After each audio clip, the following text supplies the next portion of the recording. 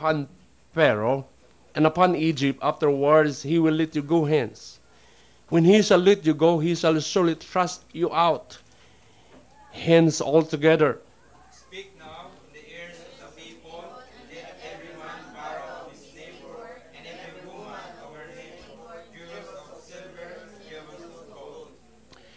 Sa verse 3, and the Lord gave the people favor in the sight of the Egyptians. Moreover, the man Moses was very great in the land of Egypt, in the sight of Pharaoh's servants, and in the sight of the people. And Moses said, saith the Lord, about midnight will I go out into the midst of Egypt. And all the firstborn in the land of Egypt shall die, from the firstborn of Pharaoh that sitteth upon his throne, even unto the firstborn of the maidservant that is behind the mill, and all the firstborn of beasts. And there shall be a great cry throughout all the land of Egypt, such as there was none like it, nor shall be like it anymore. Verse 7, but against any of the children of Israel shall not a dog move his tongue against man or beast, that ye may know how that the Lord doth put a difference between the Egyptians and Israel. And all these thy servants shall come down unto me, and bow down themselves unto me, saying, Get thee out, all the people that follow thee, and after that I will go out, and he will out from Pharaoh in a great fleet. Verse 9, and the Lord said unto Moses, Pharaoh shall not hearken unto you, that my wonders may be multiplied in the land of Egypt. Sabay-sabay po tayo. And Moses and Aaron did all these wonders before Pharaoh. And the Lord hardened Pharaoh's heart, so that he would not let the children of Israel go out of his land. Dakilang Ama, wala po kong kahilingan kundi pakabuksan niyo po ang aming puso at isipan upang amin pong maintindihan ang mga nilalaman po na pag-aaralan namin ng iyong mga salita sa katauhan po sa kapanahonan ni Moses. And I pray, O God, na sa pagkakataong ito, patuloy kang maghubog, magturo, maghamon sa amin sa kaligitnaan po ng mga sitwasyon namin sa buhay. Hinihiling ko bilang mga anak niyong pananampalataya, palakasin niyo kami, pakaaliwin niyo kami ng iyong mga salita. And I pray, ang banal na Espiritu Song kumatok bawat isa sa amin. Lahat ng ito, inalapit ko sa pangalan ng Panginoong Hesus. Amen and amen. Makapo na po tayo. Maraming salamat po. Amen. Now, magtuturo po ako patungkol po sa mga pangako ng Panginoon. Kaya, hold fast to God's promises. Napakaganda po ng mga pangako ng Panginoon. Amen? Amen. Alam nyo, buksan natin dito sa 2 Timothy chapter 2 verse 13, kung ano talaga ang kanyang mga pangako. Kanya ba ito tinutupad? Kailangan natin panghawakan po ang kanyang mga pangako. Sa 2 Timothy, sa chapter 2, sa verse 13. Verse 13, sabi ng Bible, if we believe not, yet he abideth faithful. He cannot deny himself. Isa sa mga pinakamanggandang katangian ng Diyos na pag nagsalita siya, nagsabi, hindi siya magsisinungaling. Pag nangako siya, hindi siya magsisinungaling. Klarado po ang Bible, sinasabi ni Pablo that God cannot deny himself. Patungkol sa kaligtasan natin na natamo kung ikaw ligtas, meron tayong assurance that if you die, we will go to heaven immediately in the presence of the Lord. So meron tayong kaligtasan na nakuha po sa pamamagitan ng biyaya na tinapos na gawa ng ating Panginoon sa Kristo. Kailangan mo maligtas. Kailangan natin maligtas. Dahil tayo po ang ating katawan mamamatay. So, sa church, sa nagtuturo ng kaligtasan, kailangan mong magbigyan ng kaalaman ito. Kasi nakakalungkot para sa isang pastor ng tagal mo nagsisimba, hindi pa alam ang buhay na patunguhan ang kaluluwa kung saan pupunta. Ito po ang pinakamaganda at una mong malaman. Kaya nga palagi kong uulitin, are you saved? Ikaw ba'y tiyak kung sakaling mamatay, pupunta ng langit?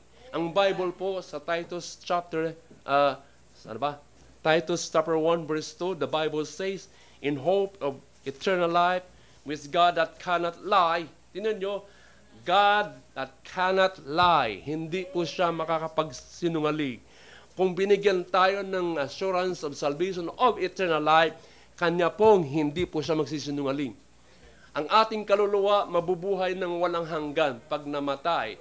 Pero pag walang Kristo, mabubuhay ang ating kaluluwa sa impyerno. Nga lang. Dahil ang kaluluwa natin mabubuhay ng walang hanggan. But without Christ, salvation, pupunta ka ng impyerno. Pero kung ligtas ka at may Kristo sa buhay, sa puso, meron kang eternal life. Na ito yung pag-asa. In hope of eternal life, which God that cannot lie promised before the world began. Paghawakan natin ito at huwag nating hayaan na ang pangakong ito talaga ay isang beses lang, malimutan mo na. Napakahalaga po ang salvation. Napakahalaga po. Maraming mga taong namamatay. Hindi nyo ako, ito talaga sobra pong nalulungkot. Yung pamangking ko na mga kamamatay pala. Kaya nga ilang beses ko lang yun na isama sa church ng kabataan niya noon. Yung pamangking ko nasa Ordanita. See, hindi ko mabisita-bisita doon. Namatay siya sa goiter, hindi na operahan. Nakakalungkot. Naalala ko na lang ng mga panahon na namin pagsasama din. Now, ito po ang isa sa mga katangian na meron ang ating Diyos. Yung hindi siya magsisinungaling kung ano ang kanyang ipinangako. Amen. Amen. Now, hold fast to God's promises. Ang ating pong text dito, alam nyo ang istoryang ito. Kung nanonood kayo ng movie, The Ten Commandments. Si Moses po dito, alam nyo, nagdala-dalawang isip na. Siyam na mga salot, peste, na ipinadala doon kay Parao para palayain ng mga Israelites sa pagkaalipin. Kaya nga yung huling salot na ipinadala ng Panginoon sa mga Egyptian, yung mga panganay na anak, lahat po mamamatay. Hindi nyo, mantakin mo ang Panginoon. Kasama yung mga firstborn na mga hayop din. Ang Panginoon pumapatay, mas matindi. Ngayon, alam ko, sa likod ng mga ngiti nyo, ay ano? May mga pera. May mga problema. Amen? Kanya-kanya tayo dito mga stress, mga distress. Ano pang gusto nyo? Mga bigati na dinadala. Pasalamat tayo sa biyaya ng Panginoon, nagkakatipon pa tayo dito sa church. Dumating ka na ba sa buhay na minsan yung panahon ay mahamog? Hindi mo makita yung unahan? Nakaka-experience yan, literally, yung mga nagda-drive. Amen? Pag talaga yung maulan, talaga hindi makita. Lalo na pag tricycle lang na drive ko, wala pa namang wiper. Sabi ko nga, doon ka nga, masa unahan, ganun-ganun mga kamay mo doon. Wiper. Hanggang sa makauwi tayo. Ang hirap. Pag nauwi kami, nakakaranas kami noon, gabi kami nauwi. Buti lang ngayon, nakakalungkat kami ngayon. Eh. Minsan dyan sa Santa Lucia, talagang bumabahayan sa kalsada, may truck. Hindi ko na makita dahil sa lakas ng ulan. Shum! Naligo na lang kami sa talsik ng gulong. Ay, salamat. Naligo tayo. Mahirap po pag mahamog. Sobrang hamog. It's hard to see ahead. Hindi mo makita talaga. Hirap makita sa unahan. Amen? Nangangailangan mong magdahan-dahan sa biyahe. Nangangailangan mo dito na mag-slow down. Kasi pag may hamog, talagang magdadahan-dahan ka. At hindi lang. Dito, magkakaroon ka ng pag-focus sa daan. Magpupokus tayo pag may problema ka eh. Amen? Kailangan mo mag-slow down at higit sa lahat, mag-focus kung anong nasa unahan. Mahirap yun. At kung wala ka pang tiwala sa Panginoon, babangga ka eh. Yung hamog na yan, nahirap makita, kailangan mo magdahan-dahan at mag-focus. Kaya kailangan natin magtiwala kung anong nalalaman mo na meron. Amen. Ang hirap pag merong hamog. Anong ibig sabihin ng hamog? Problema ba, Dodo? We need to do the same na bagay. Pag ang buhay ay sobrang mahamog, pag mayroong mga paghamon na mga pagkahirapan sa buhay, kaya pag-aralan natin yung mga buhay natin na mga problema. Amen? Pag mayroong mga challenges, challenging predicaments, yung mga kahirapan na yan, na lumilitaw sa atin araw-araw, na minsan biglaan, na minsan yung hirap na yan, talaga lumarating ang haba ng panahon bago natin malutas. And it is hard to see sa kalayuan, hindi klarado, hindi siya malinaw. Minsan nagkakaroon ka ng pagkalito, ng pagdududa sa buhay mo. Ang tanong kasi ganito, paano mo gapiin yung hamog na yan na mawala? Amen. O isa lang ang gusto kong ipahagi, paano gapiin? Focus on God. Minsan pag mayroon tayong problema, huwag niyo isama ang Panginoon sa problema niyo. Anong ibig yung tukoy? Pag may problema ka, na-offend ka, nasakta, at mayroon kang problema talaga, ayaw mo na magsimba eh. Huwag mo isama ang Diyos sa problema. Dapat tayo na andun sa Panginoon. We need to trust God kung ano ang meron kang nalalaman spiritually. When life confusing and hard to understand, kailangan mo mag-focus sa Panginoon. Amen. Minsan nakakalito ang buhay. Mahirap minsan pag-isay. At ang buhay minsan mahirap at hindi mo na maintindihan. Minsan nga, ang English ko noon, ikinasal yung anak ni Sir Rodi, kinasal, doon sa Samar. Doon kain kami. Katapos mag-preach doon sa church namin, punta tayo doon, kain tayo. Ito na nagbibigay ng encouragement doon. Sabi ko sa mag-asawa, asawa na Amerikano eh. Sabi ko, the first time you, after this wedding, magkakaroon kayo adjustment period. And then, after the adjustment period ng inyong relationship, there comes a time na sa inyong pagsasama, you do not understand. My advice is, when the time of your marriage na don't understand, please understand. Tama, sabi ko, come on, pastor. Totoo naman, di ba? Pag ang marriage po, una-una, pag kinasal kayo, nagliligawan pa lang, adjustment period na yun eh. Mas komplikado pag kayo nagsama na. Sobrang napaka-complicated when nag-iisa na kayo sa bubong. Yes, sobrang nakapaka-komplikado. Pag dumating yung mga problema na hindi mo na maintindihan, dahil lumitaw lang yung mga pag-uugali niyong dalawa. Di ba? Understand. Please understand. Intindihin mo na lang. Dapat nag-iintindihan kayong dalawa eh. Yan ang nakuha mo eh. Yan ang nakuha mo eh. Di ba? Yan ang nakuha mo eh. Ibig sabihin, yan ang mukha niya. Tiisin mo na lang. Amen? Pero naayos pa naman yan eh. Amen? Pag ang mga buhay confusing, talagang hirap maintindihan, kailangan na natin mag-focus. Yung attention mo sa Panginoon, steadfastly on God. At mag-focus tayo, panghawakan yung kanyang mga pangako. Amen. Sa Hebrews chapter 10, verse 22. Hebrews chapter 10, verse 22, sabi doon, let us draw near with a true heart, in full assurance of faith, having our hearts sprinkled from an evil conscience, and our bodies washed with pure water. Verse 23, and let us hold fast the profession of our faith without wavering. For He is faithful that promise. Amen po ba? For He is faithful that promise. Underline. Siya po ay matapat na nangako. Tayo pag nangako, nako dudong.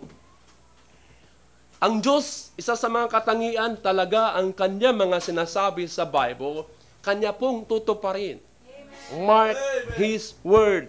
Siya po ay faithful. Hindi ka man maging faithful, He always faithful. Amen. Pag ang asawa mo ay hindi matapat na nagbibigay ng sahod, ang Diyos pa rin ay matapat. Amen. Alam niyo po, ang mga pangako po ng ating Panginoon ay kanyang Commitment niya yun para sa atin, para sa iyo. Commitment niya yun para sa iyo. Ito yung mga impormasyon na kung saan, kung anong meron na katiyakan tayo sa kanyang salita, panghawakan na. Mag-focus tayo sa pangako ng Panginoon. Hold fast to that promises. Amen? Alam mo, sa pamamagitan ng kanyang mga pangako, nalalaman natin at nagkakaroon tayo ng katiyakan ng katagumpayan. Tingnan niyo? Sa kanyang mga pangako, nalalaman natin at may katiyakan tayo ng katagumpayan, victory. God has already ordained our lives. Na italaga na yung pangako na yan. Kaya nga yung pagkamatay at pagkabuhay ng Panginoong Jesucristo, hindi ibig sabihin natuwa na si Satan nung namatay ang Panginoong Jesucristo. Nung mabuhay siya, doon siya nagkamali si Satan. Kaya hindi tayo nakikibaka sa buhay Kristiyano upang magwagi sa pamumuhay na Kristiyano to. Tayo po yung nagkaroon ng pagwawagi sa buhay na ito. Nagwagi na tayo. Amen? We have this assurance because God that cannot lie. Tingnan nyo? Bakit kailangan natin panghawakan yung pangako ng Panginoon? Alam niyo isang bagay, it gives us a way to remind us of God's faithfulness and to help us wait on Him. It gives us a way to remind us of God's faithfulness and to help us wait on Him. Alam niyo, pag mayroon kang pinapanalangin, ang tagal nang ayaw sagutin ng Panginoon, wait on the Lord. Yung pag-aantay, napakahirap yun. Na minsan, yung pangako ng Panginoon, nabibigyan ka ng something na yan, na pinapanalangin mo, bakit hindi pa dumarating? Una-una, search your heart. Search your heart. Search your life. Baka naman hindi ka karapat-dapat bigyan na yan. Ang anak mo ba, humihingi ng apo, bibigyan mo ba? Hindi. Kasi, bakit? Ikakasama sa kanya eh. Amen? Minsan sa atin, humihingi tayo ng may kakabigat. Minsan, iniisip pa ng Panginoon, hindi pa kita pwedeng bigyan ng ganyan. Hindi mo pa kayang, wala ka pang responsibilidad, hindi mo kayang dalhin yan yung inihingi mo eh. Kaya kailangan natin mag-antay. Kaya isulat natin ang mga pangako ng Diyos upang balikan natin at ma-discern po natin kung anong meron patungkol sa Kanya. Alam nyo, marami po sa Biblia ng mga verses ng mga pangako na dapat nating ilista doon. Amen? Amen. Ilang mga pangako ng Panginoon, alam niyo po, sa Ephesians 3:14. Kung susulat niyo sa inyong mga notes, Ephesians chapter 3 verse 14. Ephesians chapter 3. Ilan lang ito? Amen? Nandiyan ba kayo? Mahaba-haba pa naman ang gutom eh.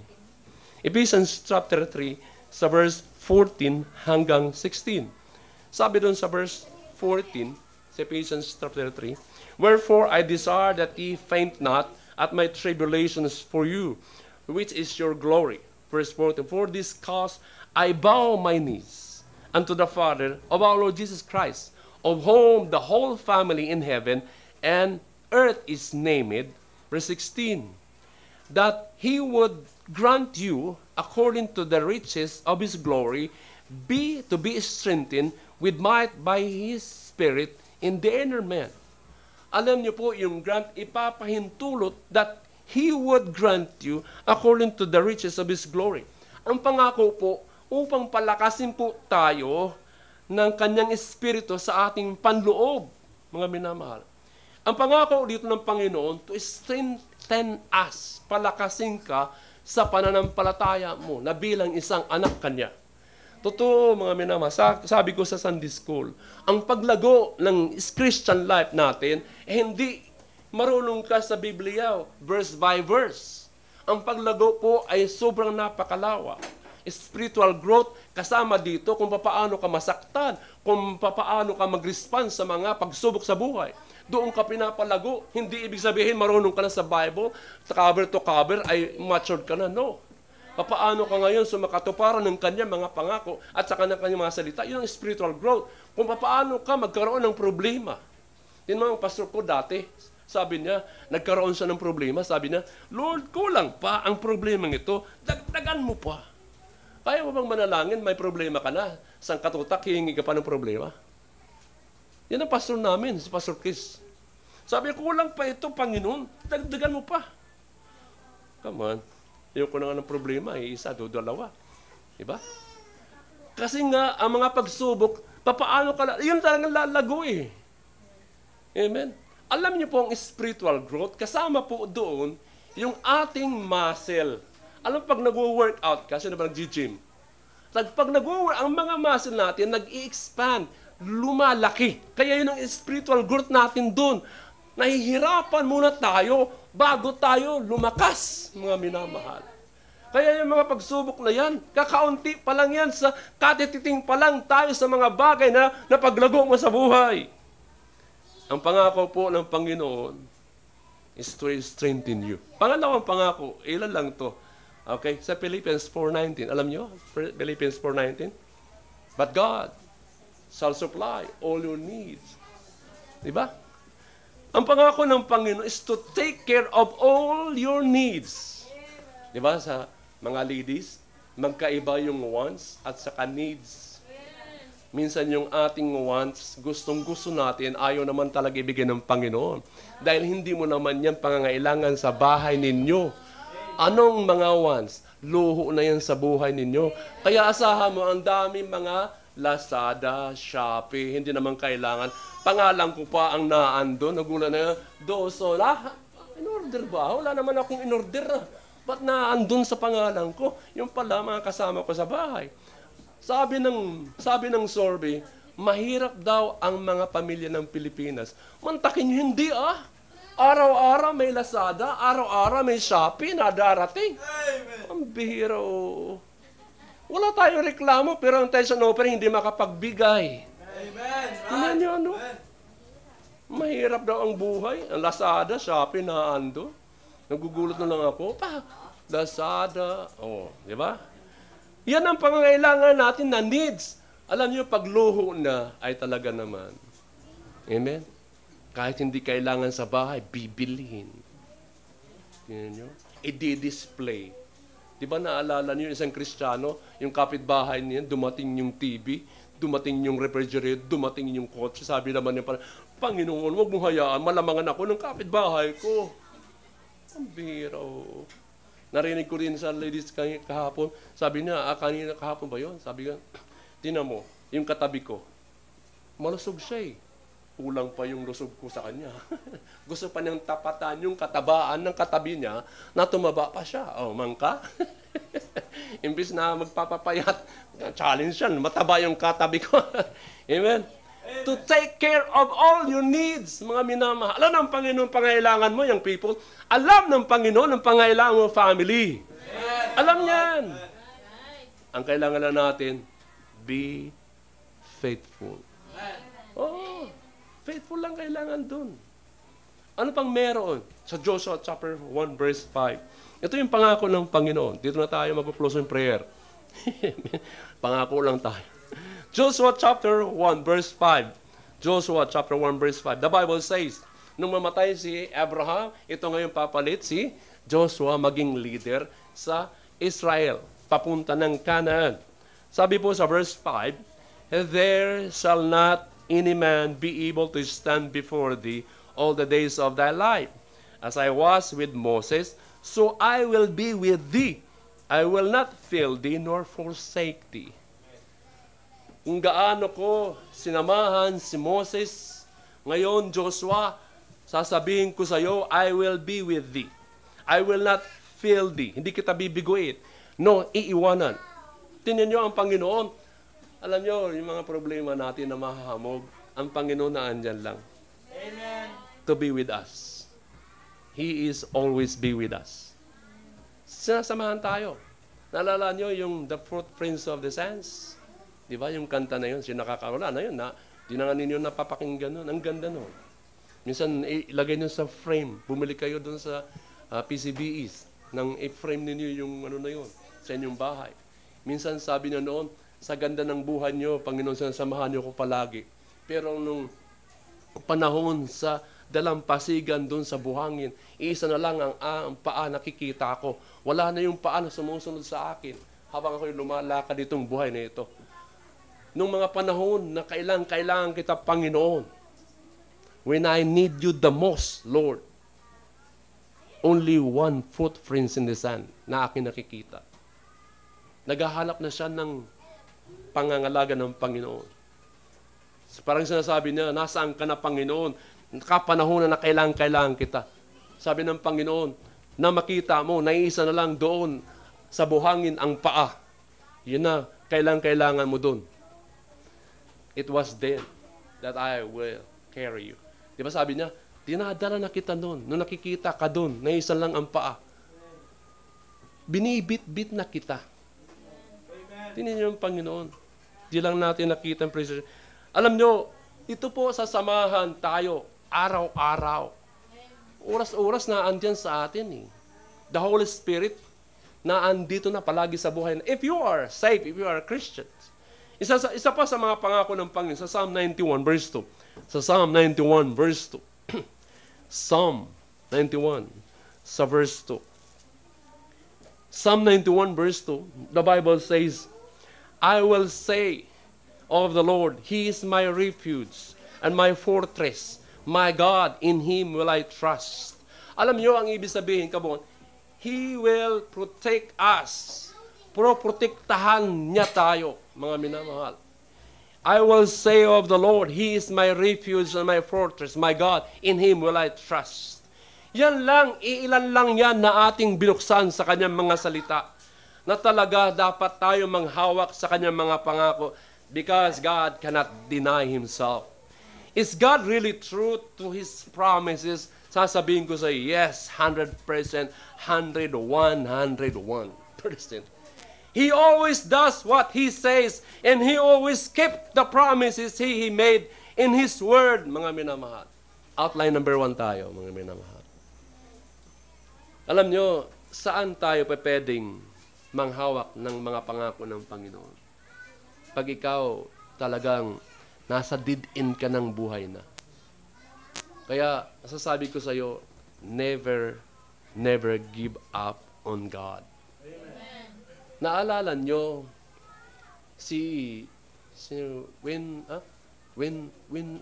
sa yung Prime Minister ng London, Winston Churchill, nung graduation ba yan, naging isang guest speaker siya ng mga estudyante na yon. Sa kapanahon na ginigira siya ng Germany, inaasahan ng mga estudyante magsasalita siya ng mahaba. Pero ilan lang kanyang sinabi sa mga estudyante.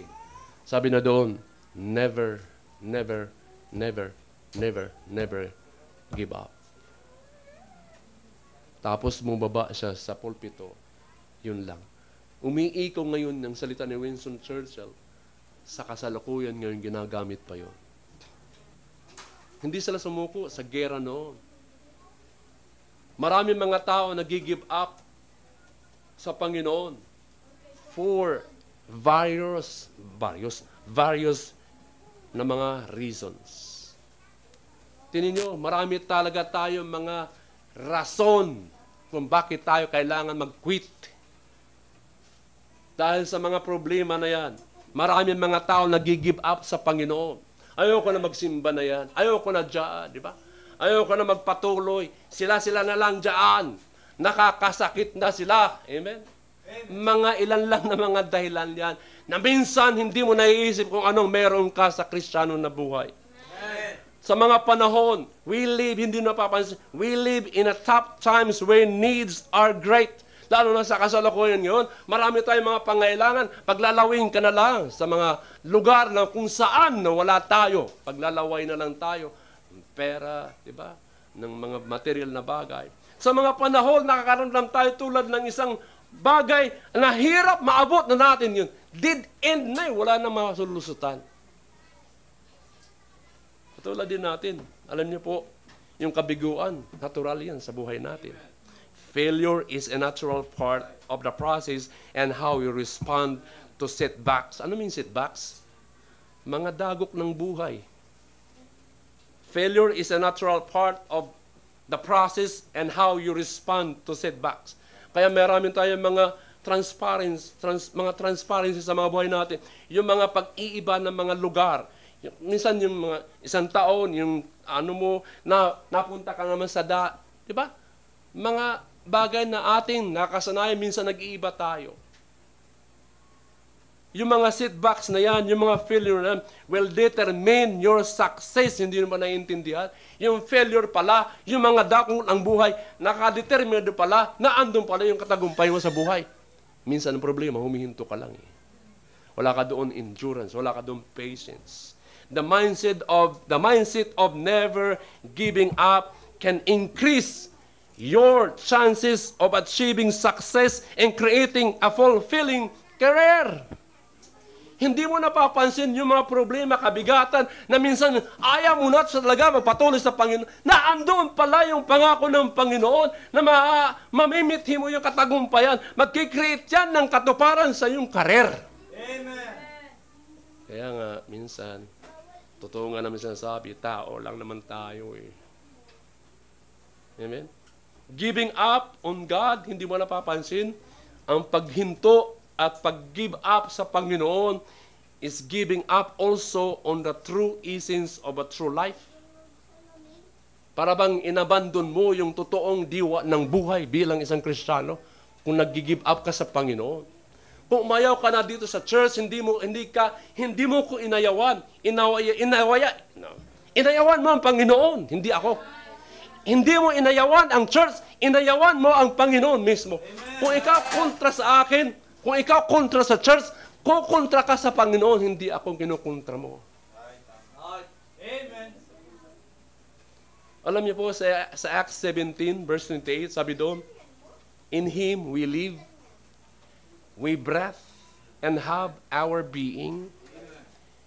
Kung mag-give up ka sa Panginoon, kung maghinto ka sa Panginoon, nag-give up ka sa totoong diwa ng buhay bilang isang anak ng Diyos. In Him, sa Kanya tayo nabubuhay.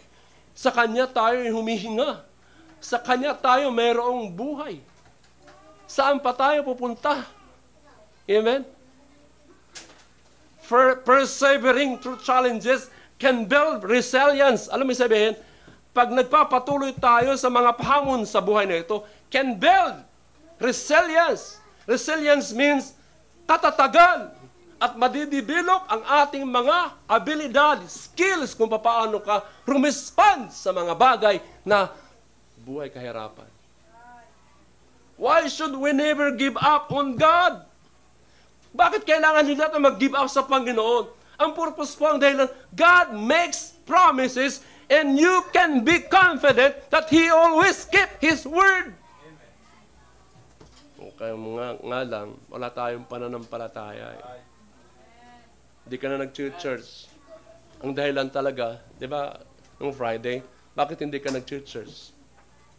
May panahon ka naman talaga na mag-church. Ang dahilan lang, hindi mo yan prioridad sa buhay. Bakit hindi nagbibigay sa tithes and offering? May panahon ka naman talaga na magbigay. Ang dahilan, hindi mo yan prioridad sa buhay. Marami kang mga prioridad sa buhay. Bakit hindi ka nagpay-pray? May panahon naman na kailangan mag-pray. Pero sa totoo lang, hindi mo yan prioridad manalangin. Bakit hindi ka nag-share ng gospel? Ang dahilan, hindi mo naman yan prioridad na gawain. Tingnan nyo?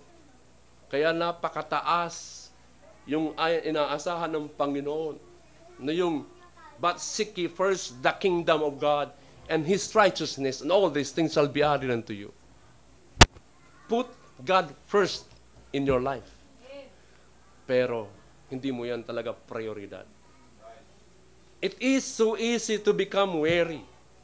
Napakadali nating mapagod. And to eventually give up. Totoo lang. Napakadali na tayo'y mahapo, mapagod. At katunayan, kalaunan, mag-give up sa Panginoon. Mahirap talaga. Mapagod. Kaya ang sinasabi ng Galatians 6:9, and let us not be weary in well-doing, for in due season we shall reap if we faint not. Saan ka ba pagod? Sino ba dito ang hindi napapagod? Ako lang? Lahat tayo may kakanyang kapaguran sa buhay. Tingnan nyo ang buhok ko, napapagod na rin. Wala tayo ditong mas magaling ako kaysa sa inyo. Lahat tayo dito walang magaling. Amen. It is so easy to become weary. At kalaunan, mag-give up kayo sa pagkapagod na yan eh. Kaya naandito ang pangako para sa atin lahat. You will reap a reward from God if you don't become weary and quit. Meron tayong gantimpala. Alam nyo, sa ating text nga, si Moses po talaga nagkaroon ng pagdadalawang isip na ayaw pa palayain ni Pero. Siyam na ng mga salot, mga peste na ipinadala sa bansang Ehipto. Tingnan nyo, kadiri ng mga palaka, halos sa kanilang buong bayan. Kwakak, kwakak, kwakak. Matindi yun. Yung mga grasshopper na sumalanta sa kanilang mga palayan, na ando na sa lahat ng banda ng bahay, lahat-lahat na. Hindi pa rin. Tingnan nyo, ang purpose po, pinatigas ng puso ng Panginoon sa Pero. Sa mga salot na yan. Pero yung huli na yan, yung mamamatay lahat ang mga panganay doon. Kaya ang verse natin nabasa, pag namatayan ang mga nanay ng mga anak, buong bansa ng Egypt, lahat yun ay mayroong anak ko. Lahat iyakan yun at malungkot. Maririnig mo ang kadramahan ng mga nanay sa mga panahon na yun. Kahit yung anak ni Pero na panganay, namatay. Doon na naintindihan ni Pero ngayon. Sige Moses, umalis na kayo rito. Magsamba na kayo sa inyong Diyos sa ang gusto niyong saan puntahan. Tingnan nyo, si Moses nagdadalawang isip pa. Kundi pinili pa din niya sa halip na mag-give up sa Panginoon. Na kahit pagkatapos ng siyam na mga peste o salot, why did Moses stay on the course? Dahil naiintindihan niya yung pangako ng Diyos na kung ano ang ipinangako, kung saan sila pupunta, kanyang pangako ay talaga naman tutuparin. Hebrews 11, verse 24. Sa Hebrews 11, nandiyan pa ba kayo? Amen. Sa Hebrews chapter 11, sa verse 24, ito po si Moses. By faith, Moses, when he was come to years, refused to be called the sons of God, the son of Pharaoh's daughter, choosing rather to suffer affliction with the people of God than to enjoy the pleasure of sin for a season. Mga minamahal, wag nating ikakaila na ang kasalanan, pag nasa tampisaw ka ng kasalanan, may kasiyahan. Pero, for a seasons only. Panandalian po ang kasiyahan sa kasalanan. Verse 26, esteeming the reproach of Christ greater riches than the treasure of Egypt, for he had respect unto the recompense of the reward. Verse 27, by faith he forsook Egypt, not fearing the wrath of the king, for he endured as seeing him who is invisible. Verse 28, through faith he kept the Passover and the sprinkling of blood, lest he that destroyed the firstborn should touch them. Verse 29, by faith they passed through the Red Sea as by dry land, which the Egyptians, assaying to do, were drowned. Alam nyo, pwede si Moses doon maging hari sa bansang Egypt. Pero inayawan niya yun. Bakit niya pinili na sumunod sa Panginoon? Naiintindihan niya that where God guides, He promises. Alam nyo, trabaho po ang Panginoon kay Moses. The same as also, ang Panginoon is at work in the needs of our lives, mga minamahal. Ano mang sitwasyon sa kasalukuyan ngayon, ang Panginoon po, tumatrabaho lang sa mga bagay sa kaligitnaan ng ating mga pagsubok na yan. All things work together for them to love them. Andyan pa rin Romans 28 na yan. Kaya huwag tayong mapagod, huwag tayong mahapo. Never give up on God serving the Lord. Amen. God is at work in the needs of our lives. Never give up on Him. He will never give up on you also. Amen. Kaya magpatuloy tayo. Hindi na, pagbuhay ka pa, hindi pa tapos ang Panginoon sa buhay ninyo. Amen.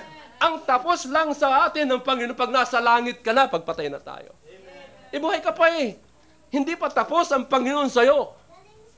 Kung anong nais ipagawa sa inyo. Pero matakot tayo sa Panginoon. Matakot tayo sa Panginoon pag hindi na tayo matapat sa Kanya. Amen. Diba? Kung nandito lang kayo, nung hapon yung preach ni Harold, yung the wicked, iso-shorten yung mga taon ng Panginoon. Pag ikaw hindi maayos ang pamumuhay sa Panginoon, iigsiin yung mga taon mo dito sa lupa. Pag wala kang takot sa Panginoon pa. Pangalawa, amen? Nandiyan ba kayo? Amen. Pangalawa, hindi lang tayo mag-give up sa Panginoon. Kaya, ang payo ko, pangalawa, huwag ka mag-give up, keep moving forward, not backward. Keep moving forward, knowing that God can be trusted. Amen? Basahin natin dito sa ating text. Sa Exodus chapter 11, verse 2 hanggang 8. Speak now in the ears of the people, and let every man borrow of his neighbor, and every woman of his neighbor, of her neighbor, jewels of silver and jewels of gold. And the Lord give the people favor in the sight of the Egyptian. Moreover, the man Moses was very great in the land of Egypt, in the sight of Pharaoh's servants, and in the sight of the people. Verse 4, and Moses said, Thus said the Lord, about midnight will I go out into the midst of Egypt, and all the firstborn of the land of Egypt shall die, from the firstborn of Pharaoh that sitteth upon his throne, even unto the firstborn of the maidservant that is behind the mill, and all the firstborn of beasts. And there shall be a great cry throughout all the land of Egypt, such as there was none like it, nor shall be like it anymore. Verse 7. But against any of the children of Israel shall not a dog move his tongue against man or beast, that ye may know how the Lord doth put a difference between the Egyptians and Israel. Kaya iningatan ng Israel sa mga panahon. And all these thy servants shall come down unto me,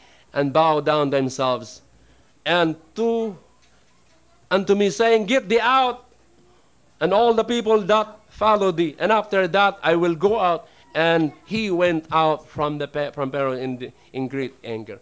Alam niyo ang ginawa ng Panginoon? Kaya nagpatay sila ng tupay. Yung dugo na yun ipinahid doon sa harapan ng kanilang pintuan. Kaya yung peste na yun na anghel na silang dadala, dumaan lang doon. Protektahan ng Panginoon ng mga Israelites. Amen po ba? Keep moving forward, knowing that God can be trusted. Alam niyo po, si Moses po, nagpatuloy, and he continued moving forward after na siya ay nagdadalawang isip na sa siyam na pangasalot na ipinadala ng Panginoon, na nabigo na yung pag-atim ng Panginoon to convince Pharaoh to let the Israelites go, na mapalaya sila. Pero, nagdesisyon pa rin siya. He keep moving forward in the fog, focusing on God. Kaya minsan sa ating mga pagsubok, nagkakaroon tayo ng pagdadalawang isip dahil hindi natin makita ang unahan eh. Sa puntong yun, he had no idea that God would part the Red Sea also and bring the Israelites out of Egypt. Nung dumating na sila sa Red Sea, hindi na sila makadaan doon. Nagreklamo na lang mga Israelites, pupunta lang tayo dito. Moses, papatayin tayo dito sa gutom. Wala tayong madaanan pa. Kaya sabi ni Moses, makinig kayo. Tayo po'y tutuloy. Kaya, hinatin niya ang dagat. Diba? See, divide to. Mga minamahal, minsan, did end sa atin, pero ang Panginoon may purpose pa pala. He knew God would be trusted. Ang kulang sa atin, yung ating pagtitiwala sa Panginoon ay napakaigsi lang. Alam mo, pagtitiwala sa isang tao, minsan umiigsi ka eh. Lalo ng Panginoon, di natin nakikita eh. Nakikita lang natin kanyang pangako eh. Yung tiwala na yan, kailangan habaan pa natin. Hindi po ba? Bakit napaka-importante upang magtiwala sa Diyos sa lahat ng mga sitwasyon natin sa buhay? Unang-una, God knows everything we are going through at this very moment. Alam niya ang nangyayari sa mga buhay natin sa kasalukuyan ngayon. At sa lahat ng bagay na ating nararanasan sa bukas din. Alam niya eh. Kaya kailangan natin magtiwala ng lubusan sa Kanya eh. He knows the best way to handle every situation so we get the best possible outcome. Sino ba pagtitiwalaan natin? Trabaho? Sino pagtitiwalaan natin kaibigan? Mas maganda magtiwala sa Panginoon. Dahil alam natin yung the best na kalalabasan ng ating pagtitiwala. Amen ba? And we need to trust Him all talaga. Now, where in life do you need to keep moving and trust God? Alam mo, meron ako sinunod dito mga suggestion. Here are some ways to move forward. Stop letting the opinions of others control your life. Minsan yung mga opinion ng ibang tao, pinapakinggan natin, nasunod-sunuran lang tayo sa kanila eh. Alam nyo, hindi mo ba naiisip, ikaw mismo ang expert sa buhay mo eh. Maganda yung mga payo, totoo, may mga nakukuha tayong mga payo. Pero huwag na tayo magpa-control sa kanila mga opinions na minsan nakukontrol ka na ng tao na yon. It's not what others think that is important. It's what you think about yourself that matters. Ibig sabihin, you are the expert on your life and need to do what is best for you. Amen? Minsan, magkaroon ka naman ng decision sa sarili mo na meron ka ng alam sa buhay, especially sa Panginoon. Pangalawa, giving up feeling shame about past failures. Alam niyo, mga minamahawag tayo pong mamuhay sa nakalipas. Nakalipas na yun eh. Huwag na tayo doon isa nubila pa. Amen? Your past does not equal your future. Hindi po yan parihas ang nakaraan at saka bukas. Hindi yan equal, mga minamahal. Hindi rin yan isang bad situation doesn't mean a bad life also. Minsan mapangit man ang ating mga sitwasyon na kalipas, pero wag mong isipin na masama yun. Amen? What matters most is what you do now. What you do now. Ang napakahalaga, itong araw na to, ang napakahalaga. Kaya sabi ni Pablo, forgetting those things which are behind and reaching forth which are before. Number 3 na suggestion, be more decisive about what you want. You can't live where you are until you decide where you would rather be. Alam mo mga minamahal, napakalaga po ang araw ngayon. Na kung saan, huwag mong iiwan kung sitwasyon na naandyan ka na. Minsan, magkaroon ka ng desisyon kung ano ang gusto mong dapat mong gawin. Huwag mong iiwan yung araw na ito na nasayang lang. Figure out what you want and pursue it with passion. Amen. Huwag tayong maging sayang na you can't rise higher than you can see yourself. Hindi ka angat sa buhay mo yan kung hayaan mong araw na nasayang lang. Stop procrastinating on the goals that are important to you. Meron ka ba mga plano sa buhay? Huwag mong hayaan na lang yung plano mo, goals. You really have two choices in life. Accept the conditions as they are or accept the responsibility to change them. The best time to plant a tree is 20 years ago. The second best time is now. Napakagandang panahon ngayon. Panghuli na suggestion, quit choosing to do nothing. Quit choosing to do nothing. There are many things you can't control, but you can decide how you are going to live your life. Nakukuha niyo bang ibig sabihin? There are many things you can't control. May mga bagay talaga hindi natin makontrol. Subalit, pwede kang makapag-desisyon kung paano ang buhay mo na kasalukuyan dapat mong gawin. Kaya quit choosing to do nothing. Ayoko nang gagawin, ayoko na positive, kailangan gumawa tayo ng desisyon na natatama. Alam mo, doing nothing is a choice. Ang paggawa na walang ginagawa ay katamaran, desisyon mo pa rin yan. See? And every minute is a new chance to choose. Bawat minuto, oras-oras, ay isang pagkakataon na pagpipili. Of course, you want to aim for success. Kailangan manghangad ka na magtagumpay. But that doesn't require that you are always right. Hindi palagi tayo na tama din sa ating mga desisyon. Kaya, pagtiwala tayo sa Panginoon, sa katunayan, when you are never wrong, you give up opportunities to learn new things. Pag ikaw, kailaman nagkakamali, ayaw mo na talagang pagkakataon na matuto ka sa mga bagong bagay. Nahihinto ka na dahil nabibigo ka eh. Dahil mali ang ginawa mo eh. Balik ka uli ang Panginoon, nagre-restore sa mga Kristiyano po na nabigo. Di ba si David? Restore me the joy of my salvation. See, nagkasala siya eh. Humiling siya sa Panginoon, ibalik mo ang kagalakan ng aking kaligtasan. Where do you need to focus on God and see yung hamog na wala na?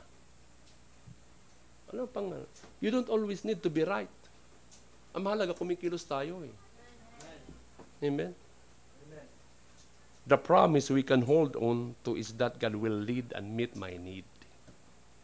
Panguli. Amen? Panguli na. Ay, salamat. Amen? Hold on to fast, diba? Hold fast to God's promises. Alam nyo, believe that God always wins. Exodus 11, sa verse 9 and 10. And the Lord said unto Moses, Pharaoh shall not hearken unto you, that my wonders may be multiplied in the land of Egypt. And Moses and Aaron did all these wonders before Pharaoh. And the Lord hardened the heart, Pharaoh's heart, so that he would not let the children of Israel go out of his land. Alam niyo mga minamahal, anumang mga bagay na nangyari sa buhay natin, ang Panginoon pa rin nagtatagumpay, nananalo. Maniwala po tayo that God always wins.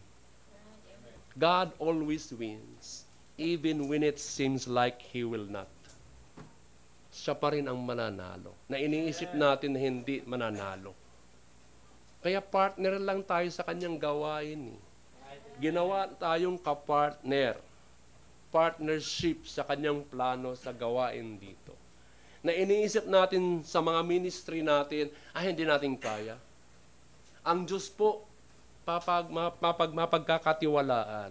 Pag tayo'y gumalaw, sumunod sa kanyang nais, siya pa rin mananalo.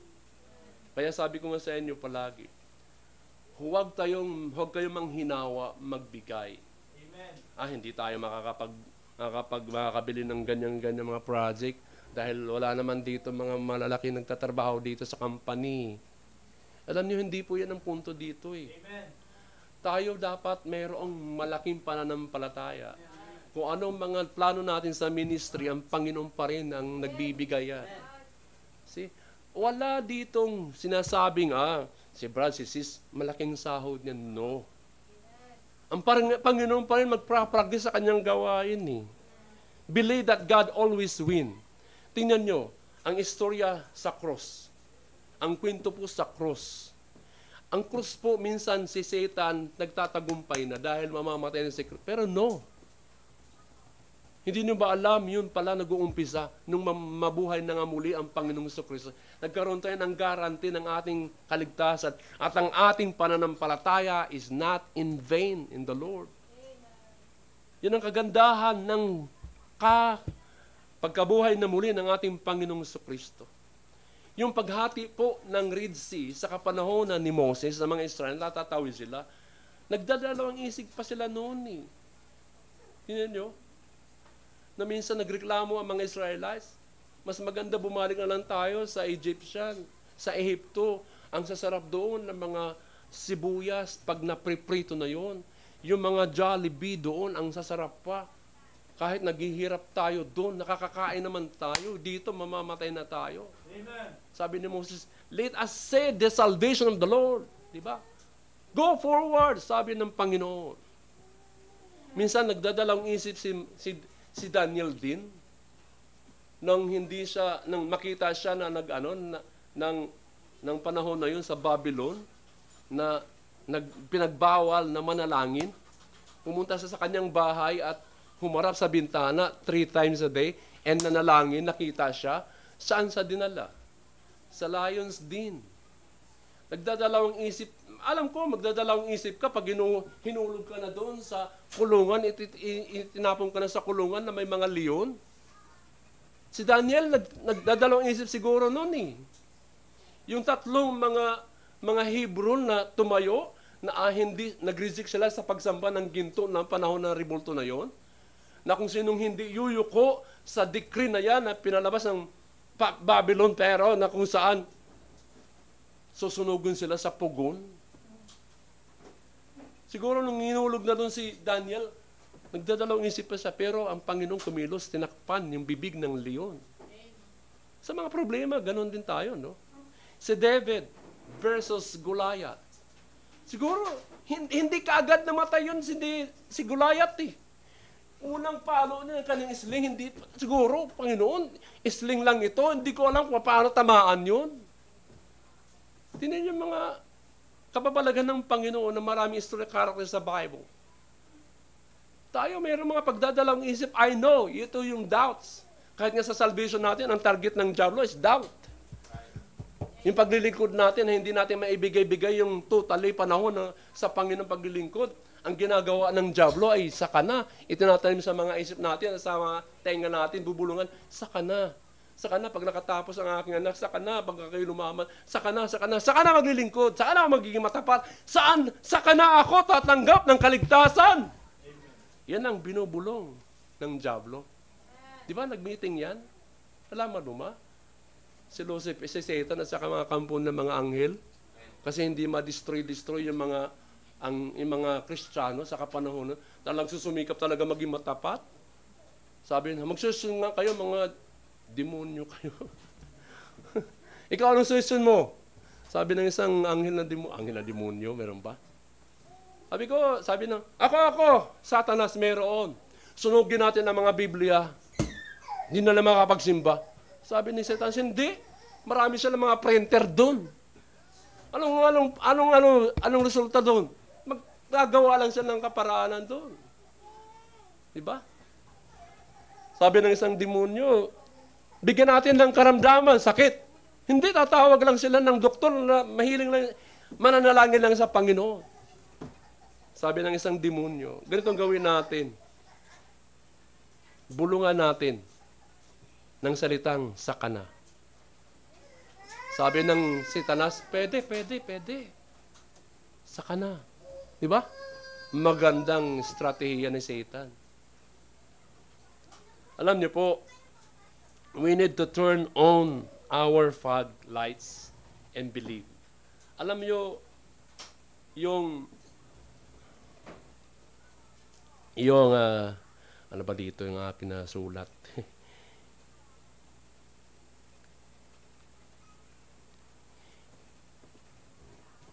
yung believe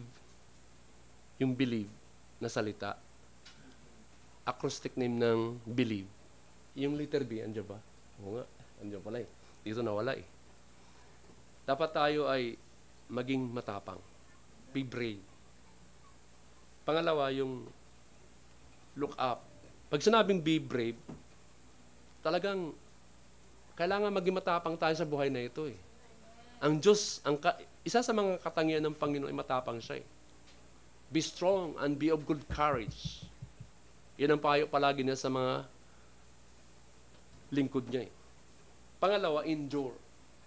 Sa buhay na ito, pag hindi ka nag-endure, nagtiis, babagsak ka eh. Minsan sa dalawa na yan, brave, endure, minsan tuminginan tayo sa taas. Look up. Pangalawa, yung invoke. Hindi ko maano kung anong ibig sabihin ng involve. Masangkot naman tayo sa gawain din. Later, i-expect. Umasa tayo ng victory. At pag nag-victory na tayo, express thanksgiving. That God will always win. Conclusion. Alalahanin natin na kung ano ang ninanais ng Diyos. Ang ninanais lang naman ng Panginoon para sa atin, natuparin, isa katuparan ang kanyang mga pangako. God's will was that the Israelites would be set free. Yan ang nais niya, mapalaya ang mga Israelites sa pagkaalipin. Alam nyo, ang Egypt is a type of the world. Alipin tayo noon nung wala ka pa kang Kristo. Hanggang ngayon ba alipin ka pa sa sanlibutan na yan na pamumuhay? Please, Christian, listen to me. Ang sanlibutan, ito'y makakapanira sa ating buhay. Sinasabi ko ulit sa inyo, ang bisyo, salot po yan sa mga buhay natin. Sigarilyo, alak, ano pa mang mga bisyo na meron ka, salot po yan sa buhay natin. Mapalaya, nawa na tayo na yan. Yan ang type of the world. Sa Ehipto po yan, is a type of the world. Kaya ang plano, ang ninanais ng Panginoon, ang Israelites would be set free. Nawa yung kapatawaran ng Panginoon na ibinigay sa atin sa kasalanan natin, nawa ang kinin mo na malaya ka na sa kasalanan. Amen. Malaya na tayo sa kasalanan. Huwag na tayong magpaalipin dun sa kasalanan na nagapos na tayo noon. Alam niyo po ang kagandahan ng kalayaan, natututo kang mamuhay ng tama. Yung kalayaan natin, huwag mong abusuhin. Ang tamang salita na pagkakainti ng kalayaan ay natututo kang mamuhay ng maayos.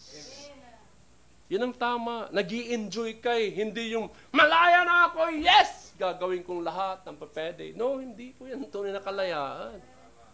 Hindi po yan tunay na kalayaan ng kasalanan. During challenging times, we need to focus on God and hold fast to His promise. Panghawakan natin ang kanyang mga pangako. Dahil isa sa katangian niya, hindi niya iyan ikakaila. He cannot deny himself kung anong sinabi. Andiyan ba kayo? Amen. If we do, kung natin magagawa yun, yung mga fog, yung mga hamog sa buhay natin, will mawawala po yun. And we will see clearly again sa ating mga dinadaanan. Amen? Kaya hold fast. Yung mga pangako ng Panginoon, panghawakan natin yun. Alam ko sa sitwasyon natin dito, marami tayong mga problema. Even kahit sa ating ministry, na minsan hindi tayo umuusad ngayon. Amen. Ang maganda, kumikilos. Andiyan ka, nakaupo. Andiyan ka, nakikipag-fellowship. Andiyan ka kung ano mga ministry. Unti-unti nadidevelop ka eh. Unti-unti lalago ang gawain natin. At ang buhay mo ay tumatatag ka eh. Nag-iisang blessing ka eh. Nagiging isang lingkod ka na ng Panginoon. Tayo na tumayo. Tayo po'y manalangin. Dakilang Ama. Minsan, hindi namin naaalala yung mga pangako niyo po sa salita, sa mismo sa Bible niyo po. Siguro, ini-ignore namin. Minsan, hindi namin naibabalik alalahanin. Alam niyo mga kapatid, pakatandaan ninyo at isaisip ninyo, isa puso niyo pa, kailanman hindi po nagkulang ang Diyos sa atin. Ang tanong ko lang, papaano ka tumugon sa pagkukulang natin? Ng Panginoon, hindi siya nagkulang sa katapatan, kabutihan ay binigay niya sa atin. Ngayon, kausapin mo ang Diyos. Isang kaparaan na tayo magkaroon ng katagumpayan na mapalaya tayo at magkaroon tayo ng kaginhawaan spiritually. Kausapin mo ngayon, pasalamatan mo ang Panginoon. Never give up on God. Kung nasa dead end ka na, yung buhay medyo confusing, hard, hindi malinaw ngayon. Sige lang, hold on tight on God. Kailangan natin panghawakan yung kanyang mga pangako. Amen. Kailang Ama, salamat po sa nahayag mong mga salita. Salamat o Diyos sa kabutihan niyo po na ipinamalas niyo sa amin na kahit man ang pangako niyo pong kaligtasan na ginawa ni Jesucristo sa Kalbaryo. Salamat po sa kaligtasan na amin pong natanggap, especially yung eternal life, O Diyos. Nawa maunawaan namin kung anong merong kahalagahan ng kaligtasan na yan, na someday makakapiling ka namin in heaven. Alam ko ang kamatayan minsan nakakalungkot. Pero sabi mo, it is precious sa mga Kristiyano ang kamatayan. I pray, O God, sa kasalukuyan namin pamumuhay, tulungan niyo kami na makita ka namin yung presensya mo, Ama, sa kaligitnaan po ng aming mga pagsubok. Maunawaan namin na mga pagsubok na ito ay tinitistingan niyo lang kami, Diyos, kung gaano kami katapat sa inyo. Tulungan niyo kami na makita namin na minsan yung gabi madilim. Alam ko, bukas may liwanag din. Dakilang Ama, salamat po sa mga pangako niyo po. Tulungan niyo kami palagi na paggising sa umaga, may ngiti kami sa labi, O God. Salamat po sa biyaya. Lahat ng ito, nilapit ko sa pangalan ng Panginoong Hesus. Amen and amen. Amen, amen. Diyan ba kayo? Gutom na kayo? Gutom na rin ako. Tayo lahat umawit, amen. Tayo po umawit, amen. Tayo po. Awitin po natin.